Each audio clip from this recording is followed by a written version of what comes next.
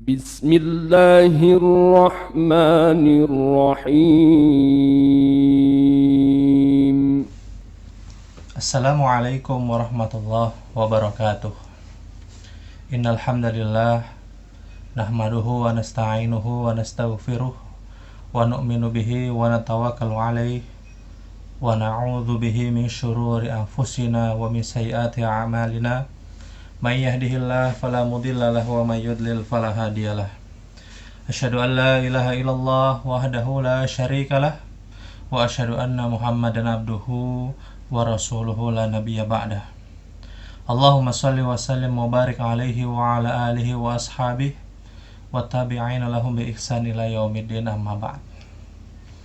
Para hadirin kaum muslimin dan muslimat, jamaah Masjid Al-Kautsar, Al-Falah, Darussalam, dan Al-Furqan, mudah-mudahan kita semua senantiasa dilindungi oleh Allah Subhanahu wa taala, diberikan kesehatan oleh Allah Subhanahu wa taala, dan senantiasa urusan-urusan kita diberikan kemudahan oleh Allah Subhanahu wa taala.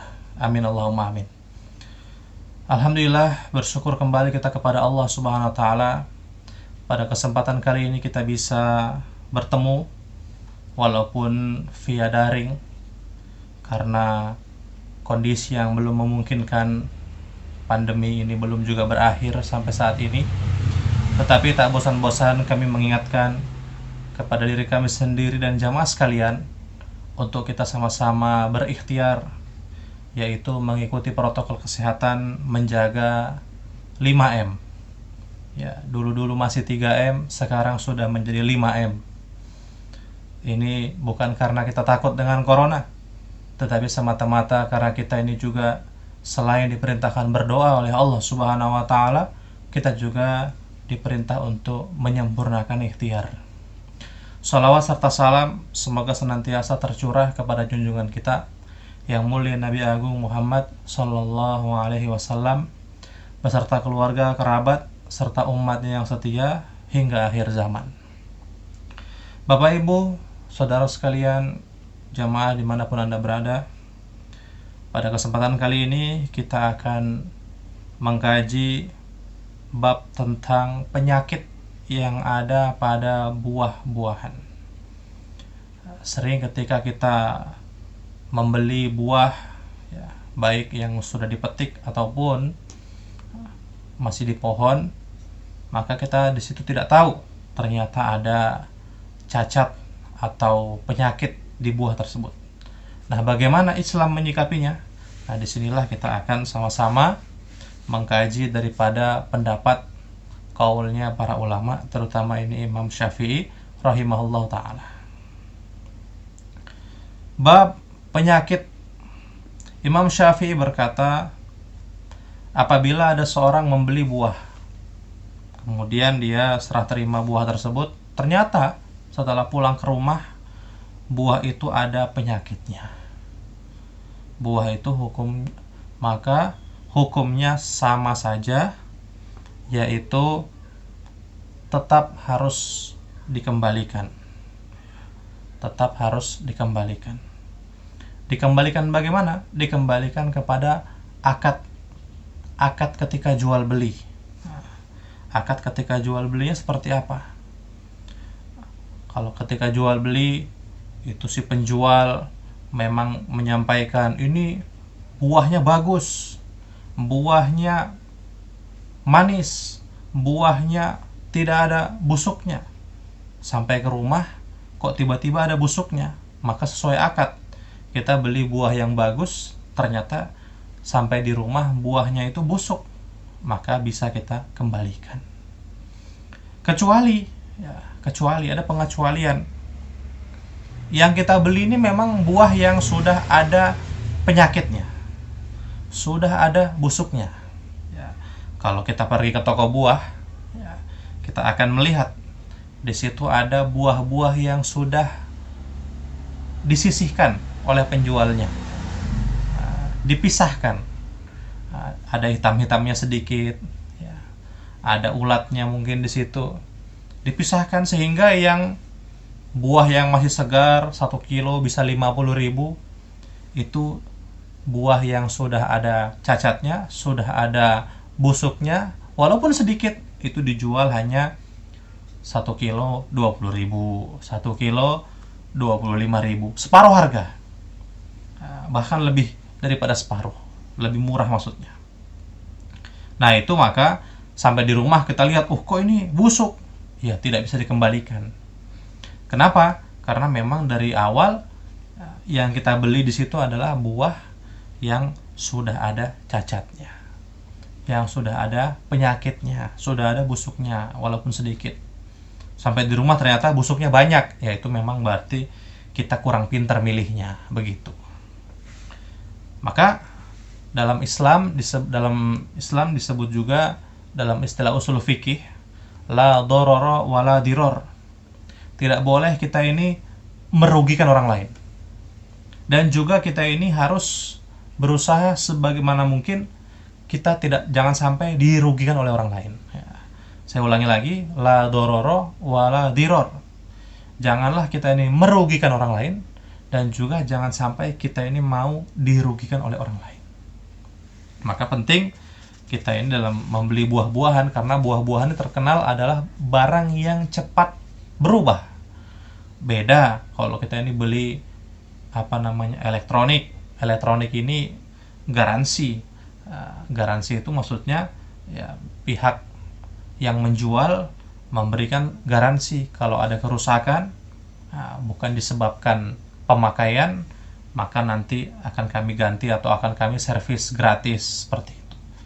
Dan elektronik ini tidak akan berubah ya, kalau nggak laku sampai 6 bulan misalnya, di situ di toko 6 bulan, ya dia tidak akan berubah, tidak akan tiba-tiba elektronik ini warnanya silver karena nggak laku-laku dia berubah jadi coklat. Nggak akan terjadi seperti itu. Beda sama buah-buahan. Buah-buahan ini ya beberapa hari saja tidak laku, maka dia akan berubah warnanya, berubah baunya, berubah rasanya. Maka kita sebagai pembeli yang mau membeli buah ini, maka kita juga harus hati-hati dalam memilihnya, supaya kita ini tidak merugi, tidak dirugikan. Imam Syafi'i berkata, sesungguhnya penyakit-penyakit atau kebusukan-kebusukan yang ada pada buah dan musibah itu asalnya dari langit dan manusia. Maksudnya bagaimana ini? Apakah kita yang membuat buah itu jadi busuk? Nah, ini maksudnya Imam Syafi'i berkata seperti ini secara umum, ya, tidak spesifik buah yang busuk gara-gara kita, tidak.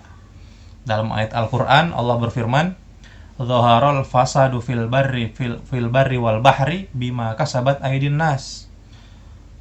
Telah tampak kerusakan-kerusakan di muka bumi, baik di daratan maupun di lautan, itu semua adalah disebabkan tangan-tangan manusia. Jadi manusia buat kerusakan, gunduli hutan, misalnya seperti itu.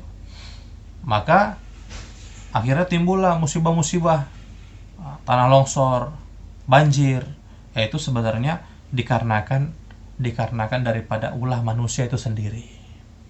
Atau seperti saat ini, ya, saat ini dulu itu tanah itu ditanami buah-buahan langsung subur. Tetapi ternyata sekarang ya karena tanahnya itu ya sudah terkena banyak zat kimia, ya, pupuknya juga ini dari kimia, akhirnya ya kalau ndak dipupuki, ndak kencang pupuknya, ini bahasanya orang sawit, maka sedikit buahnya. Ya, jadi siapa yang menyebabkan seperti itu? Lagi dan lagi manusia. Jadi ya ini perkataannya Imam Syafi'i. Kemudian apabila ada seseorang menjual buah kepada orang lain dan dibiarkan hingga tiba musim panen. Nah, ini pembahasan tentang orang yang membeli buah masih di pohon. Ini biasanya yang beli seperti ini tengkulak. Bukan kita ya Bapak Ibu sekalian ya, kecuali Bapak Ibu ada yang berprofesi sebagai tengkulak ya, biasanya seperti itu. Sering saya temui juga ya, orang saya beli ini mangga satu pohon ya, mangganya masih di pohon ya, mangganya masih di pohon, tapi sudah dibeli sama orang. Itu bagaimana? Nah, ini kita bahas. Apabila orang itu beli buah ya, tidak harus buah juga, kadang-kadang beli padi, tapi padi itu masih di sawah ya, belum dipanen, belum berupa gabah, belum berupa beras, dia masih beli padi yang masih di pohon. Nah, maka apabila di situ ada terjadi musibah ya, tiba-tiba datang penyakit, beli mangga ini, contoh mangga sudah menguning, diperkirakan beberapa hari ke depan bisa dipanen, dibelilah, transaksi jual beli antara si pemilik pohon dengan si pembeli, jual beli, terjadi transaksi. Setelah transaksi, tiba-tiba 1-2 hari ke depan itu mangga diserbu oleh hama atau dimakan oleh rombongan kelelawar, sehingga mangganya ini busuk semua, lobang-lobang ya, karena dimakan oleh kelelawar tadi. Nah, ini bagaimana ini? Maka kalau terjadi seperti ini, ini penjelasannya adalah ditafsir. Kalau rusaknya buah yang rusak tadi, yang sudah terbeli tadi, itu rusak tanpa ada kesengajaan dari si penjual, tanpa ada kesengajaan dari si penjual atau si pemilik pohon, maka itu adalah resiko yang harus ditanggung oleh pembeli. Resiko yang harus ditanggung oleh si pembeli. Kenapa dia beli masih di pohon? Kenapa dia belinya ketika sudah dipanen baru dibeli? Nah, itu resiko ketika belinya masih di pohon.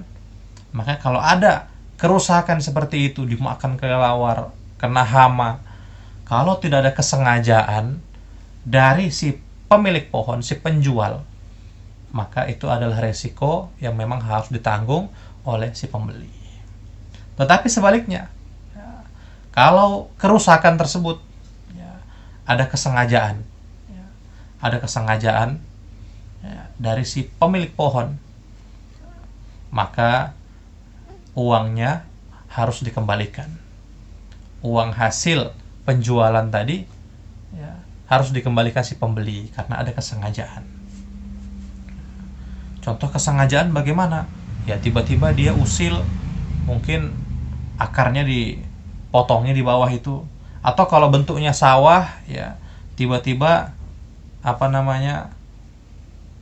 dia lepas ayam-ayamnya, sehingga ayam itu memakan daripada sawah tersebut. Ya, ini memang sih sepertinya mustahil, tapi ini ulama memberikan penjabaran seperti itu, perinciannya seperti itu. Kalau ada kesengajaan, maka uang harus dikembalikan. Kalau tidak ada kesengajaan, maka uang tidak harus dikembalikan. Itu bagian daripada resiko jual beli. Kemudian bab yang berikutnya,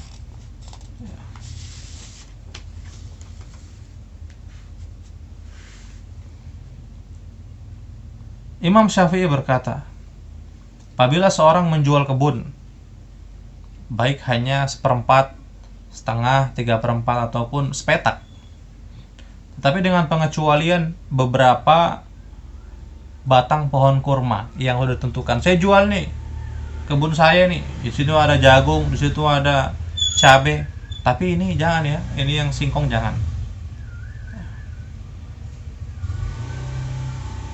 Maka penjual itu dan pohon ditentukan tidak termasuk dalam pengecualian. Jadi kalau dikecualikan seperti itu, maka yang dikecualikan itu tidak termasuk dalam penjualan.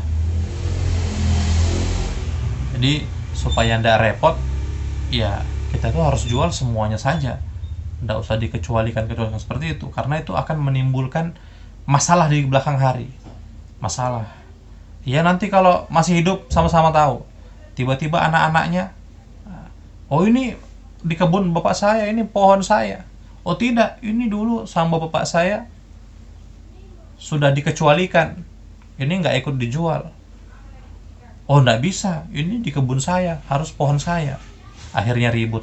Ya, daripada mengundang keributan, maka kalau kita jual kebun dan isinya semuanya, ya tidak usah dikecualikan. Ya, kecuali memang kita itu ada kepentingan yang mendesak. Tapi saya rasa sih prakteknya hari ini ya seperti itu. Orang jual kebun, maka semua isi dalamnya pun terjual juga.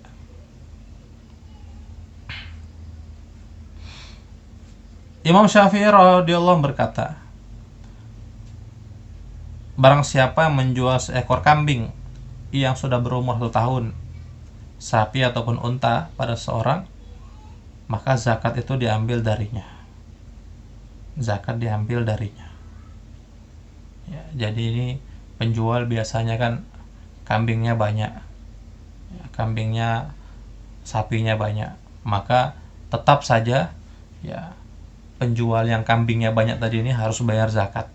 Ya, tetap dia harus membayar zakatnya, karena zakat itu merupakan satu kewajiban. Tidak bisa serta-merta dia beralasan, oh ini kan sudah saya jual, ini sudah saya pindah tangan kan, sudah saya balik nama, kayak motor aja balik nama. Ya. Semata-mata dia ingin menghindar dari kewajiban zakat, ini tidak dibenarkan. Tidak dibenarkan. Jadi bagi para penjual yang sapinya, yang kambingnya, untanya sudah sampai nisab, maka bayarlah zakat. Jangan disebabkan terjadinya jual beli transaksi kemudian beralasan, oh ini kan kambing saya, ternak saya ini tidak sampai setahun saya miliki, ini saya jual beli, jadi mutar terus. Nah, sedangkan zakat memang harus dimiliki dalam waktu setahun. Nah, dengan alasan itu dia mau menghindar. Nah, ini tidak dibenarkan. Tidak dibenarkan yang seperti itu.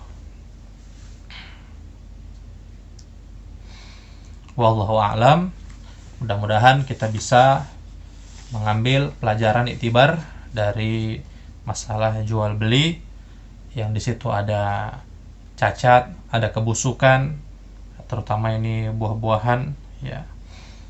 Dan kita bagaimana sebagai pembeli, jadilah pembeli yang pintar, pembeli yang cerdas.